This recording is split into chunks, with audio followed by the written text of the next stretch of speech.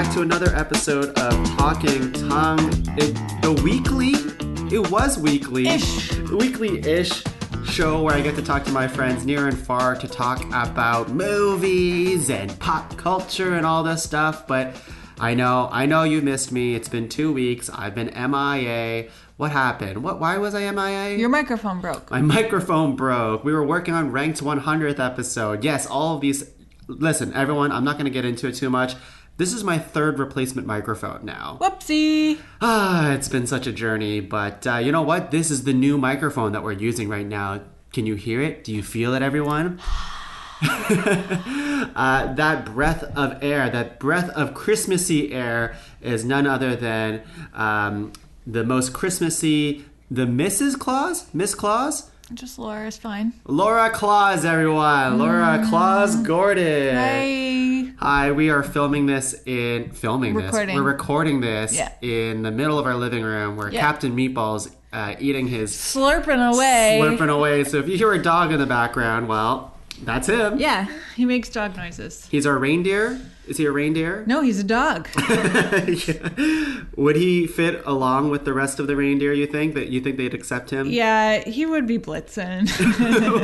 Wait. In the movies, is Blitzen like the dominant one? Or no, I just think it's like the spazziest name. Oh, okay. So, I feel like that's him.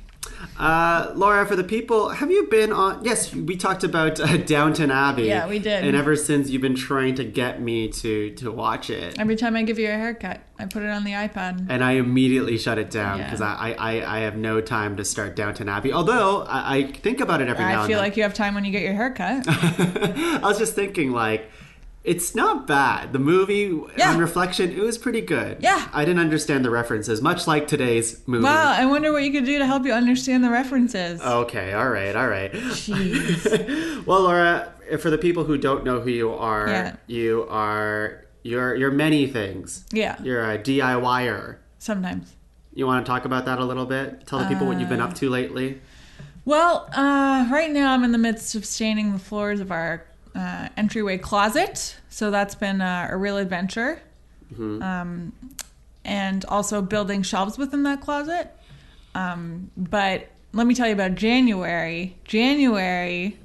We're moving further into the house and we're going to work on my office. I think it's going to be like a 5-month project. See, these are all things that I'm not aware of. Mini projects per month. Uh-huh. And after 5 months, that will make 10 mini projects and a whole new office. Wow. Some might say. Wow. Well... Just don't worry about the noises you hear coming out of that room. That's what I'm saying. Okay, I'll try not to. Laura's always working on something while I'm just chipping away at microphone issues. I was like, Laura, help me. It's a crisis. I offered, and you said, you know nothing. And so I walked away. You know nothing, Laura Snow. It's a Game of Thrones reference. No one cares about that anymore. I got it. Everybody got it. Everybody got it, but everyone's like, Game of Thrones, haven't heard that in a while. All right, let's talk about some pop culture news. I don't want to recap anything that's happened. Not everything that's happened in the last 2 weeks. It's been...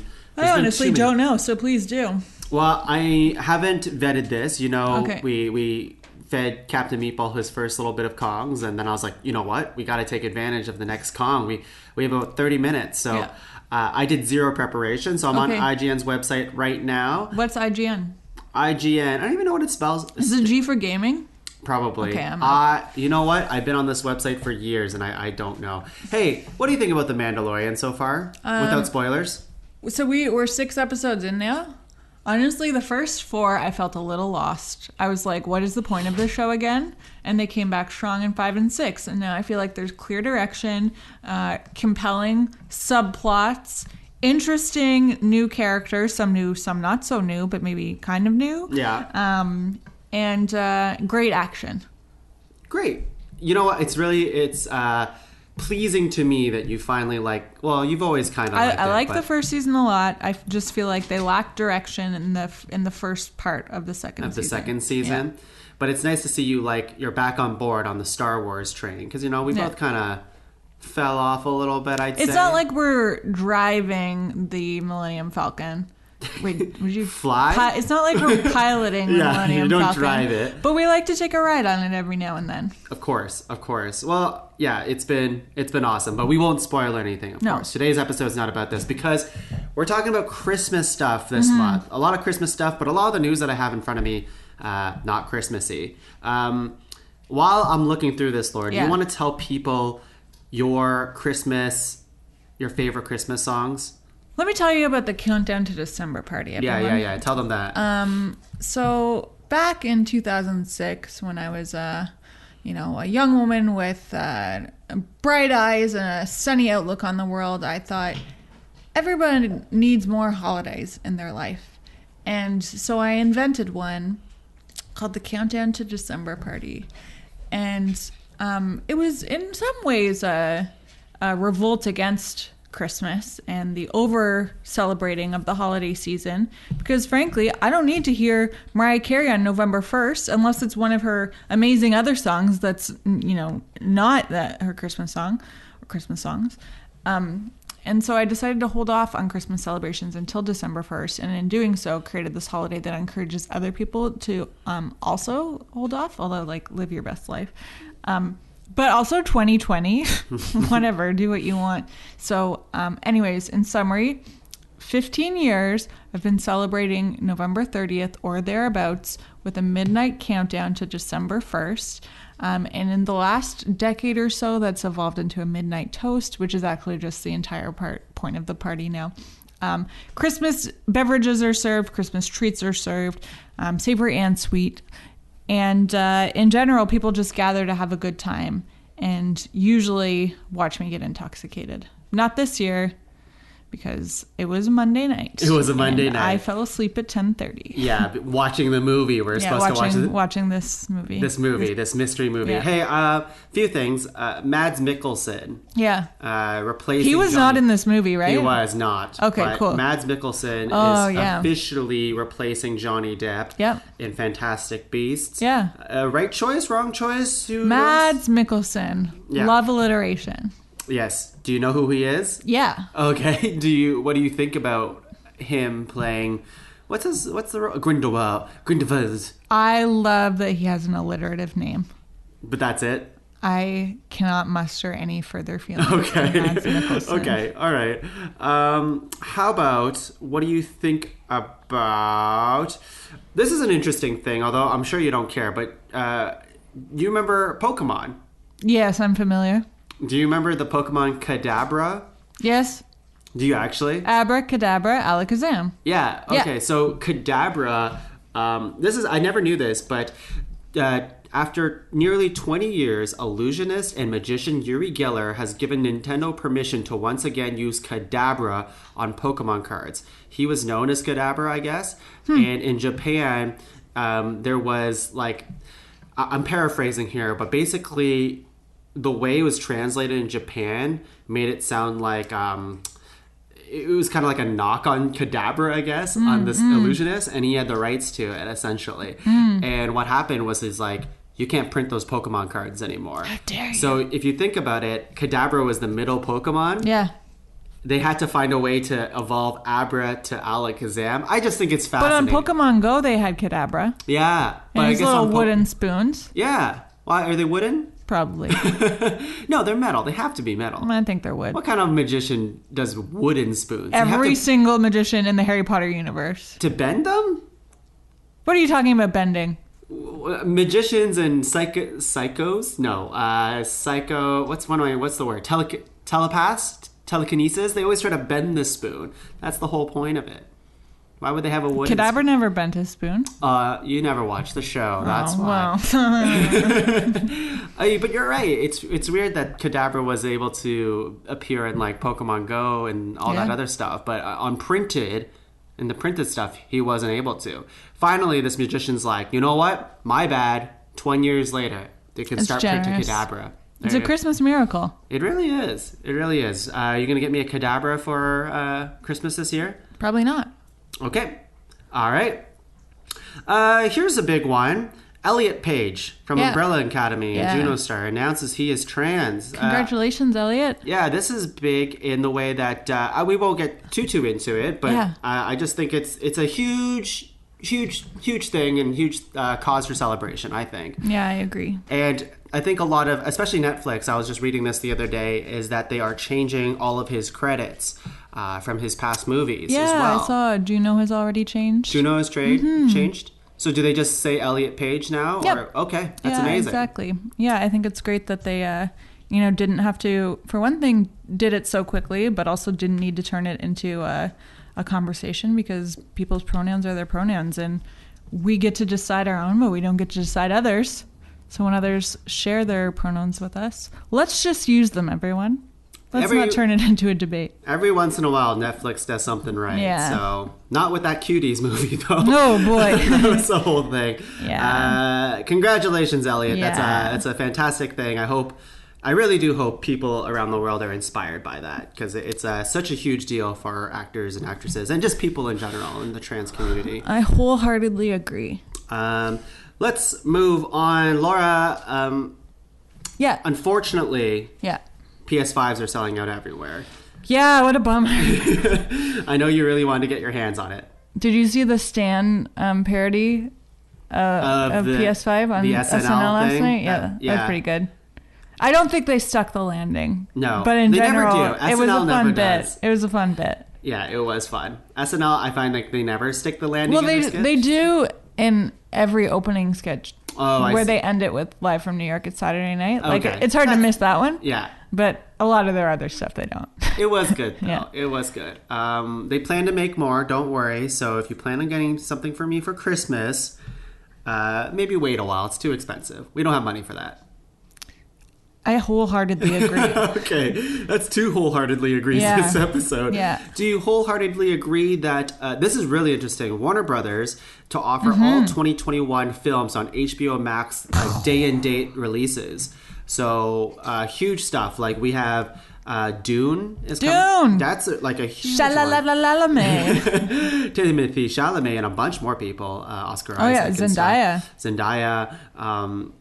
The Matrix 4 is coming out, HBO Max. Confession. Yeah. I haven't seen The Matrix 1 through 3. Matrix 2 and 3 are pretty awful movies, but we should watch The Matrix. Maybe. It's pretty good. Let's see. It's pretty good. Maybe after we watch Downton Abbey. Maybe not. The Mortal Kombat movie. Finish him. The Suicide Squad movie.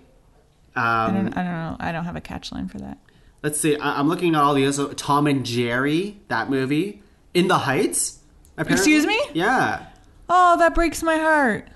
I mean, I'm so excited, What do you but mean? I'm so sad. We'll be able to. Because it was supposed to get like a huge theatrical release, Yeah, and they but- had already rescheduled it for July of next year. Well, it will get a theatrical release. will? But it's just day and date, right? That's the whole point of this announcement. I don't know what day and date means. So it just means that like when it comes to theaters, it'll also be on HBO Max as well at the same time. So it's just like, we're opening this movie in theaters, but it's also going to be on HBO Max. I thought they were all coming out like later this month. No. Oh. Yeah, so when okay. they come out next year, it's kind of like for HBO Max subscribers. I don't know what that means for Canada people. Like we've been Is getting it that through Crave? Crave. We have been, but it sounds like it might not go through that. Okay, everyone, I just wanted to make a quick plug for this upcoming film called In the Heights. It's going to be dropping on your HBO Max sometime in June or July next year, but it really deserves a theater viewing. It was made to be seen in theaters. It's a celebration of a neighborhood in northern Manhattan and all the people who live there and their hopes and their dreams and their relationships. And also Lin-Manuel Miranda wrote it along with Kiara Hudez. And you should see it. It's actually a masterpiece that I think is, in many ways, equal to Hamilton. Oh, you're going to say better than Hamilton? I won't say better because I don't like to compare, but I'm going to compare and say equal. Mm-hmm. And just like a huge celebration of Latin culture. Yeah, it's great. Go check it out. Hopefully we get to. Yeah. Yeah. Well, we'll see. I guess we might be able to rent it in Canada if it doesn't come to Crave, but we'll see, I guess. I guess we'll see. We'll see it. And so should you. So, after many, many delays of WW84, which is Wonder Woman 84. You know, that was a movie that was supposed to release 1,000 times by now. It got moved with Tenet over and over and over again. And finally, Patty Jenkins was like, you know what? Fuck it. People need this movie right now. I don't know who, but like a lot of people are inspired by Wonder Woman. First movie's good. People need this right now. People need it right now. It's releasing on HBO Max in December. Oh, we could watch that. If we get it at Crave, I guess. Yeah, I guess we'll find out. It's really interesting. I really think this is the way forward. But unfortunately, a lot of theaters are closing. So I wonder what that just means for theaters in the future. I still see room for theaters after post-COVID, but it might be a situation where it's like this for a couple years, right? Yeah. Another thing I'll mention is I do have a Scene Points credit card. And they've been racking up over the last 8 months, friends. So if you want to see a movie when theaters open again, give me a call. I have 25 free passes. Yeah, like Laura, I forget what happened. I forget what you were buying, but I remember you're like, oh yeah, we get Scene Points. I'm like, who cares? We don't need Scene Points right now. We'll use them eventually. Maybe not. We will. And you know what? I think that should be it for now. There's a lot of stuff that happened, but those were pretty much the big stuff. I might have missed a few things here and there, but it doesn't matter because today's supposed to be a Christmas-filled month. This whole month is a Christmas-filled month of Talking Tuong. Today is supposed to be a month. Today is a month. A month of... Could you just tell the people the movie that you picked for the week? Oh! The Princess Switch 2. Switched again. I'm Stacy, and this is Duchess Margaret. We met 2 years ago and changed each other's lives forever. I married Prince Edward, and Margaret dated my friend Kevin. They tried to make it work, but soon learned long distance is harder than it looks. Which brings me back to the old bakery to see how Kevin's doing. I've moved on. Really? Yeah. Margaret needs us to be there for her. Stacy, I'm so happy you're here. There's no way we'd miss your coronation. And, Got you a little surprise. I hope it's okay that we're here. I know it in my heart. You and Kevin are meant to be. The Princess Switch. Switched again. There's no 2. But it is number 2. It is number 2. The Princess Switch. Switched again. You know, a lot of people like this film, apparently. What was its Rotten Tomatoes score? It doesn't have one. What was it? 91% like this film on Google reviews. Well, that's pretty good. 5.3 out of 10 at IMDb. And I don't have a Rotten Tomatoes score. So, Laura. Yeah. This is a continuation of the Princess Switch 1. Yeah. Full disclosure, I've never seen. Correct. Never seen it ever. Yeah. So this is my first time diving into the Princess Switch universe. Extended universe. Extended universe. We'll get into that later. As we saw. Could you explain the setup of the last movie and then like going into this movie? Oh, barely, but I'll try. Stacy. Stacy's a plucky young woman from Chicago. Vanessa Hudgens. Played by Vanessa Hudgens, who owns a cupcake shop, I believe, along with her BFF, Kevin. And she and Kevin enter a cupcake contest and end up in the Kingdom of Belgravia in time for their annual cupcake contest, which is like a false premise anyways, because this cupcake contest lets you re-enter every year. So like you can lose one year and come back and compete again the next year, like in the finals, or you can win one year and come back and compete again. It just doesn't make any sense. Wait, that makes sense. No? It's like, but if you think about it like American Idol, what if Kelly Clarkson just came back every season? You know, Carrie Underwood might have taken her down, but it's a food it's contest. Just very strange to me. Right. Anyway, so they're in Belgravia, or is it Montanaro? I don't know, one of the two. And Stacy just happens to run into what's her name? Duchess Margaret of Belgravia, who is due to marry Princess Edward of Montanaro. Okay, are you with me so far? Stacy and Margaret realize that they're identical. And Margaret is like, oh my gosh, you're from Chicago. You live a normal life. I would love that. Can we switch places for 2 days? And Stacy's like, why not? So Margaret ends up spending all her time with Kevin, Stacy's best friend / cupcake mate. Business partner? Business. He might work for her. I don't know. And Stacy gets to spend all her time with this Prince Edward, who is BTW Margaret's fiance. Is everyone still with us? Because I'm already lost and I just watched the second one. Stacy and Edward fall in love. However, Edward is already maybe in love with Margaret, so he doesn't realize that he's falling in love with Stacy instead. Kevin, meanwhile, is very torn because suddenly he's really attracted to his best friend of however many years, and he's like, what the heck? Is this just the magic of Belgravia or Montanaro or wherever Christmas. we are? Or Christmas? Christmas is a very thin subplot within both of these films, by the way. And then anyways, so they switch back in time. Maybe, I think there's hijinks involved. Everyone's in love. Stacy and Edward get married. Kevin and Margaret in love, but not ready to rush into anything. And that's where it ends.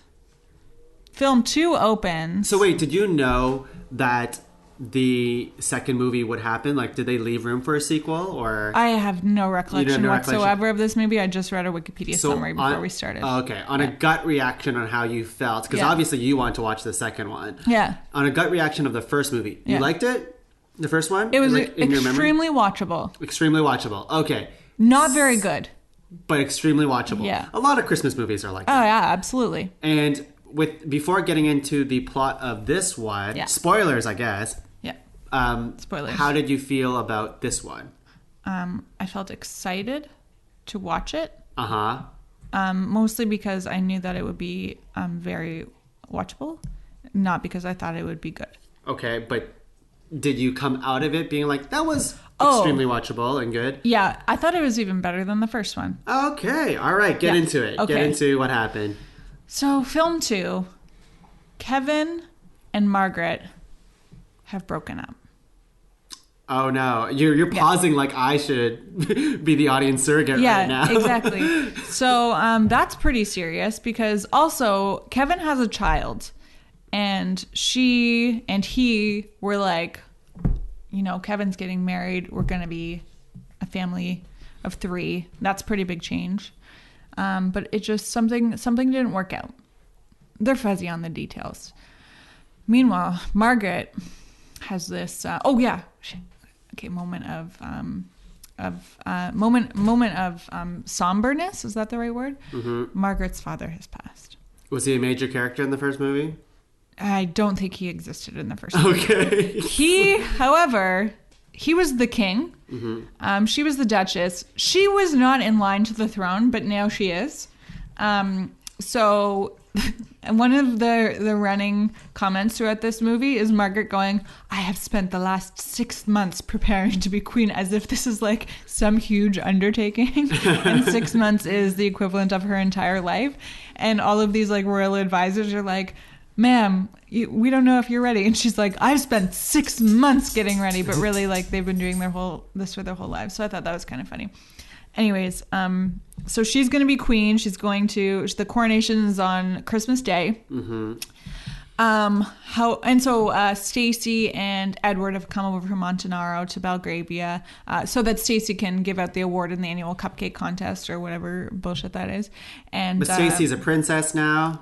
Stacey's a princess now. Also, oh god, it's so confusing. Opening of the film, she and Edward are in Montanaro, and she's like, I just need to make a quick pit stop in Chicago. And then when she's in Chicago, which is, by the way, not on the way to Belgravia from Montanaro, even though both of these are fictional places, she is hanging out with Kevin and convinces him to come to Belgravia for the coronation of Margaret. And she's like, Edward and I will be meeting up in London. And then that never turns into anything. And suddenly they're just in Belgravia. And I'm like, why did you mention you were meeting up in London then? That doesn't make any sense, Stacey. And it really annoyed me because I kind of thought it was going to be set in London. So then we've got, so Kevin arrives with his lovely daughter, Olivia. And Margaret's like, oh, right, Kevin. Yeah. Kind of forgot about that guy. He's pretty cool. And Stacy and Edward are like maybe having slight relationship problems, but they don't really dedicate any time to it because instead they have to do a princess switch. Again. Even though neither of them was a princess in the first movie, it was a duchess and a commoner, if we're allowed to say commoner. So they switch, so that Margaret can spend some time with Kevin. I'd like to just mention something here Yeah. because the switching is very unremarkable. Yeah. I thought it would be like a Freaky Friday situation No. or something, but it's literally they look the same. Yeah. And they get like Their voices are slightly different. their voices are slightly different, but they just wear different clothes. Yeah. And They have distinct styles. I'll give them that. but that's it. But that's it. But that's it. So like That's it. neither of their husbands or like partners know who they are when they switch. This is quote unquote. awkward is that Stacy and Margaret switched, didn't tell Stacy's husband for absolutely no reason, and he hardly noticed. He was like, "You seem a little off today," and that was about it. Like, he didn't even know that it wasn't his wife. That's slightly embarrassing It's like for him. your wife having a different haircut, Yeah. and he's just being like, "Who are you?" It's like a Superman. But the opposite of that. Yeah. Right? Yeah. Yeah. Sorry. Anyways, I don't really remember much of the plot except for the fact that there is a new character, Fiona. Who's Vanessa Hudgens again? Also Vanessa Hudgens in a bleached blonde wig. And I'm going to be bold and say that I think Fiona is one of the best Christmas villains we've seen since Home Alone. No. Because what? she is so deliciously evil, and she has these two incompetent cronies who drink like really evil looking cocktails. Like they're sort of like electric green and orange, and they just like give off the vibe that they're like evil potions or something like that. So anyways, Fiona and her cronies kidnap Stacy, who is disguised as Margaret, throw her in Fiona's father's estate, which if Fiona needs money, she should just sell her father's estate. I don't know. Oh yeah. Fiona dresses up as Margaret Oh my because God. she wants to claim the throne and take all of Margaret's money because she's broke. And it's a very like not well thought through plan. However, she somehow gets Margaret's former right-hand man on board because he was trying to manipulate Margaret all along while trying to also convince her that she's in love with him. Everyone figures it out very quickly. Yeah, there's like it's very quick. Very quickly they figure it out. But meanwhile, Fiona as Margaret has told Kevin, after Margaret and Kevin fall back in love, Fiona as Margaret tells Kevin that she doesn't want him. She wants him to leave. She never wants to see him again. Kevin, as Kevin, believes her somehow. Because she's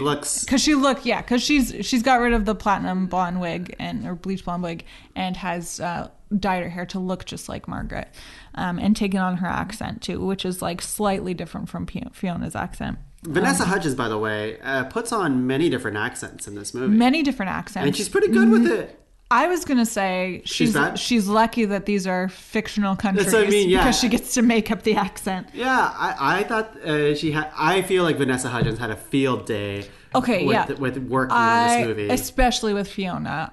She really like chewed up that role and spit her out. You know what I mean? Like she did a great job as Fiona. Yeah. She was deliciously evil. She kept doing like this evil smirking thing with her tongue that I was like, that's a really great character trademark. I like that. Yeah. And I think Fiona was sort of unapologetically villainous until the end when she does apologize. Well, that's the thing. Spoilers again. The ending is just like, I'm evil. There's no comeuppance. There's You no wanted a comeuppance. comeuppance. Well, she gets to do community service. Yeah. And it's like, what? Your the cronies went to jail. Yeah, they tried to kill you. Yeah. Anyways. But there's some good, I think, Home Alone inspired portions where the cronies are chasing Stacy as Margaret through Fiona's father's estate and just like get into some good hijinks and fall into boxes and that kind of thing. And you learn that they don't even like each other anyways. Edward gets to punch one of them in the face. That's kind of fun. And there's like this secondary character who's like maybe the spirit of Christmas who shows up. I would say a tertiary. Yeah. Tertiary is a good way to describe They do this thing him. where and people who have never seen this movie are going to be super confused. Yeah, but it's fine. But Laura's kind of recapped it all, so you don't have to watch it now. And my recap made total sense and everyone followed it. But they have one of those moments where they're leaving to the airport. To the Kevin guy, he's heartbroken. Kevin. Going He has such a good heart too. Going to the airport, and then they're like, oh, he's kind of bummed out, and then the driver's like, basically saying, don't worry, everything's gonna work out. And this inspiring Christmas music starts to swell up, and it's in the way that you're like, am I supposed to know who this is? Yeah. I also really like how Kevin is like, hey, isn't that the turnoff for the airport? And the driver's like, oh, the bridge washed away in the spring. And he's just like, oh, okay. And I'm like, aren't you slightly worried about like the infrastructure of this country that a major bridge could just casually be swept away? Like, what does that even mean? But yeah, anyways, end of the film, we end up at the airport. The whole crew has chased down Kevin to let him know that it wasn't Margaret. It was Fiona who sent him away. And Margaret is in love with him and wants to spend her whole life with him. She proposes to him. He proposes back. Conveniently, there is a priest at the coffee stand, of course, who agrees to perform their ceremony. I'd like to point out that they are in a major international airport, presumably a major airport, definitely an international one, because he's going to Heathrow and Kevin was going to go to Chicago. Sorry, there's a dog in my lap right now. He's very needy right now. And this priest is like, I don't have time to perform your ceremony because my flight leaves in 5 minutes. But also, he hasn't even gone through security yet. So what's he doing getting a coffee right before he goes through security? That's not how airports work. You have to go through security first and then you get your coffee. You've never been to that airport? I've been to many major international airports, and that's the policy at all of them. I've had to throw out so many coffees. Yeah, I'll say as someone who's never watched the first Princess Switch, this movie was fine, I guess, for a Christmas movie. But extremely confusing because, I don't have... I mean, of course, it's a sequel. I can't blame it on the movie that I should know who these characters are. I shouldn't just dive into it. It's easy. Stacy, Margaret, well, yeah, Fiona. So I eventually picked it up and whatever. I still think the actual switching part is so unremarkable. I wish they tried harder with it. The switch itself is a lot more satisfying in the first movie when it's like a 2-day switch and they've never experienced lives outside of their own, versus like Stacey's now a princess and she's just stepping into the shoes of a duchess. It's not that different, and vice versa. So, now he's in your lap, huh? Yeah. Captain Meatball's our dog. I've mentioned him a few times, but Captain Meatball, our dog, being very needy right now. Yeah. Just sniffing at her junk, but he likes it. Hey, boy. He likes our junk. Hey, we're trying to podcast here, boy. Come on, unless you want to speak about Princess Switch, you got to go somewhere else. Laura, any other thoughts on Princess Switch? I really liked the song at the end. I thought even though they were in the same outfits for most of the movie, the big gown moment during the coronation was beautiful. Also, I liked how oh yes, tell me about this extended universe. Oh yeah, I'll tell you about that, but first let me comment on the fact that Stacey was basically dressed as like a bridesmaid at the coronation, but then during the coronation ceremony, Margaret walks down the aisle of this church and she has like 12 bridesmaids, but it's not a wedding, so they're not bridesmaids. I don't know what they are, but I thought that was kind of funny that they had that. Yeah. Sure. And her coronation gown was beautiful. And Stacey's dress is beautiful too. The tiaras were excellent. The thing about tiaras is that okay, here we go. A lot of real life tiaras aren't really that great. Like, they're very much a product of their times and very specific styles of eras. And I don't love them all, but in the Princess Switch, all of the tiaras are good, and the crowns too. But she didn't. I was slightly dissatisfied that she didn't have a real full-on hat crown. It was just a crown of jewels kind of thing. That seemed like a missed opportunity. Let's talk about The Christmas Prince. So that's a movie, by the way, on Netflix. As Margaret is walking down the aisle of the church for her coronation, they flash to various audience members. So they've got Kevin and the Prime Minister of Belgravia in the front row, along with Stacey and Edward and Olivia. Somewhere in the middle is Fiona with her 2 police officers. And in the very back is Margaret's lifelong friend and most trusted advisor at the very, very back of the church. So I just felt kind of bad for her. What we're talking about? Is that the lady? Yeah, the lady. Okay, I gotta talk about her for a second. Yeah, go ahead. I have to, because this lady, this advisor person, when they do this, when they finally agree to the switch, she is the person who... She's there when they agree to it. She's there when they agree to the switch. I'm pretty sure she helps with the makeup and everything as well to be like... She's very in on it. She's very in on it. Like 30 minutes later, when this Fiona bad guy switches and pretends she's the queen, this advisor lady gets confused. She's like, oh my God, this Margaret fired me. I can't believe it. And because I'm like, you have to remember, everyone thought that they had switched back at that point. It's just maddening that she was in on the plan. She helped with the makeup, and she was somehow fooled by a different haircut and a different clothing that they're wearing. It doesn't make any sense. It doesn't make any sense. How do you get fooled by that? It's a thin plot. We've talked about that. But they figure it out pretty quickly. They do. Yeah. But it is silly. Yeah. Speaking of silly, so they're walking down, Margaret is walking down the aisle. They're flashing to these various audience members. Everyone is beaming with delight. And it flashes to this one family of three who we haven't seen yet in this film. And then you take another look and realize that they're definitely kind of photoshopped in. Photoshopped? I don't think that's the word. But... Whatever the video equivalent of Photoshop is.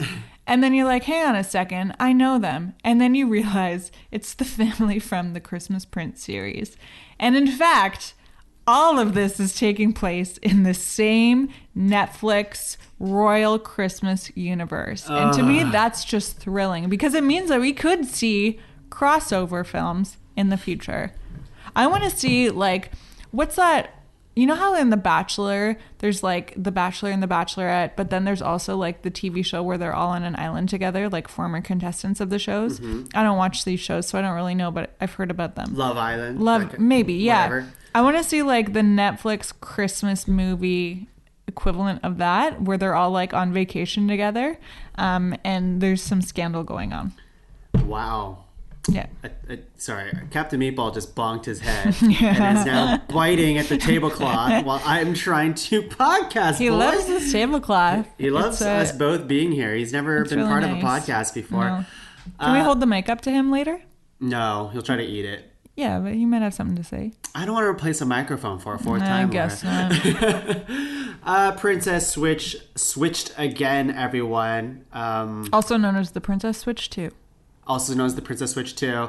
It's a perfectly competent Christmas movie. It's a perfect Christmas movie, well, even if it barely acknowledges Christmas. There's just a lot of Christmas stuff around it, and they keep talking about the orphans. Oh, yeah, the orphans of St. Michael Matthews. But you never get to see... Do you get to see the orphans? No.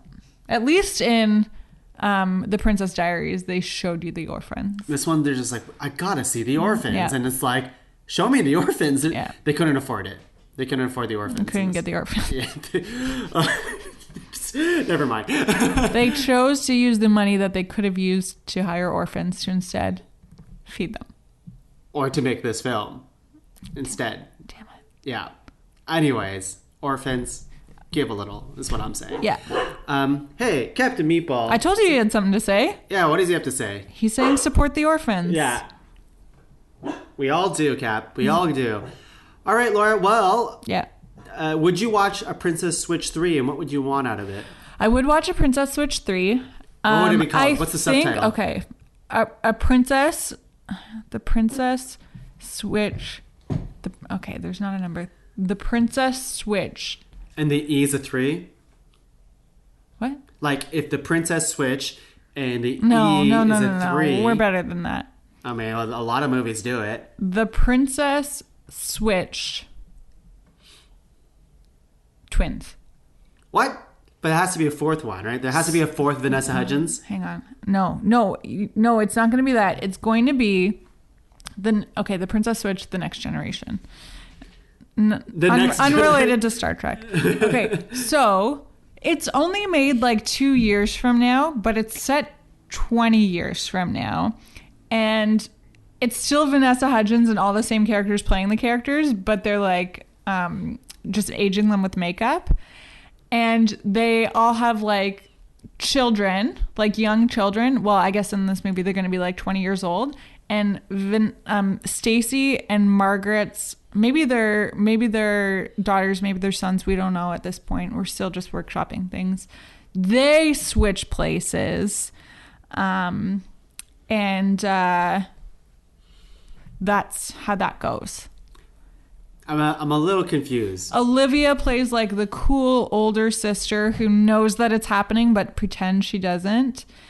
And I can't remember. I don't know yet why they're switching, but that's how it's going to go. Here's how I think. Yeah. Princess Switch, what'd you call it? The next generation? Yeah. It's for whatever reason. Because it's their children. It's their children that they're switching? It makes perfect sense. Do their children look like Vanessa Hudgens? No. I mean, they do in the sense that they are her children, her character's children. So but it's not her. The children, the next princess has to look like Vanessa Hudgens again. So now you have a young Vanessa Hudgens. You have regular Vanessa Hudgens in the 3 other roles that she's in, and just throw in a Vanessa Hudgens for fun, like another one. In fact, make all the characters Vanessa Hudgens. She would love it. The Princess Switch. Everyone is Vanessa. Everyone. Vanessa is everyone. The Vanessa-verse. Vanessa-verse? I'll work on it. It's fine. Okay. Laura, if you had to rate this movie, now, I want you to rate it on a Christmas scale. Yeah. Given. Okay, of course. I would give this 4 twinkling snowflakes. Out of? Don't worry about it. Okay. 4 twinkling snowflakes. And how many Vanessa Hudgens would you review it out of? I would give it 1 Vanessa Hudgens because it's a golf type scale. Is that a good thing? Where you want to get close to 0. Oh, I see. Yeah. Wow, that's a big... Yeah, I know. It's huge. Well, thank you, Laura, for being on another episode of Talking Tuong. You're welcome. Do you have any plugs for the people at home? If maybe some DIYs you're working on, you want them to follow you somewhere? Follow me on Instagram. My name is Laura Gordon 88. And I think I might make a Christmas wreath later today. So if you listen to this today, you should get on my Instagram and check it out. Yeah, you should. Laura always posts herself doing stuff. And sometimes I post you doing stuff. You have a box to unbox. Okay, we can get to that. We have some sponsored content coming later today. Okay, it's barely sponsored content. It's like you sign up to be an influencer. We got a free hair product in the mail. And we're the test buddies? Test dummies for it. Yeah.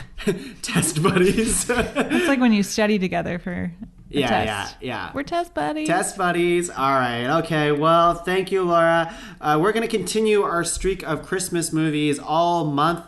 Hopefully, maybe I'll watch The Princess Switch 1. Yeah. Next week. I suggested it immediately after finishing Princess Switch 2. I just can't. You Overload can. of Christmas movies. You watched 30 minutes of one this morning. I have a question. What is it? Does Vanessa Hudgens have another Christmas movie on Netflix? I thought she did. That's not Princess Switch. Are you talking about High School Musical? Because No. we could watch that. Isn't she on another Christmas movie? I don't think so. I can't look it up. I don't want to look it up on air. I think she is. Did you know that Vanessa Hudgens played Vanessa in the DC production of In the Heights? You should watch In the Heights. The everyone. DC, like the DC Washington, comics? No, Washington DC.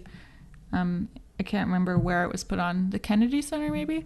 Anyways, there was a production of In the Heights in Washington DC wherein Vanessa Hudgens played one of the principal characters, Vanessa. And all this to say in a roundabout way that you should watch In the Heights when it comes out next summer. Mm-hmm. I plan to. Good. And the reason why I brought up Vanessa Hudgens in another Christmas movie is because you watched it. Are you talking about The Princess Switch? Because we covered that already. No. You watched it. I basically watched it with you, and I was like, this movie is awful. What is it? You ready? Yeah. You sure you don't know? Yeah. The Night Before Christmas. Oh, that was a good one. No, it's bad. Princess Switch 3, A Royal Night. You know what? It's probably related because there's some royalty stuff going on, right? Yeah. Yeah, that one was massively forgettable. Yeah. It's a fish out of water story. The guy who's a knight does not know how to use a sword. They didn't even pretend. You know, a person, Yeah. like a kid who throws around a sword, as pretending to sword fight, would be way better as an actor than the guy who plays this If you're guy. listening, Netflix executives, Tung is pitching himself I'm as just saying, the next knight. The guy who plays the night and a night before Christmas. Yeah. Terrible night. Doesn't know how to wield a sword. Not even pretends to know how to wield a Do sword. you know how to wield a sword? No, but I can make it look cool. That's probably what he thought too. That's what he thought. Yeah. Wasn't it? Anyways. So we're going to go watch A Night Before Christmas now. Thanks for listening to another episode. We'll be back next week. Laura, before we go... We will? Yeah. Well, I will. Yeah. You might join. We'll see. We'll see. Can you give everyone your famous catchphrase? That's a spicy meatball. Okay, spicy meatball. Merry Christmas. Bye, everyone.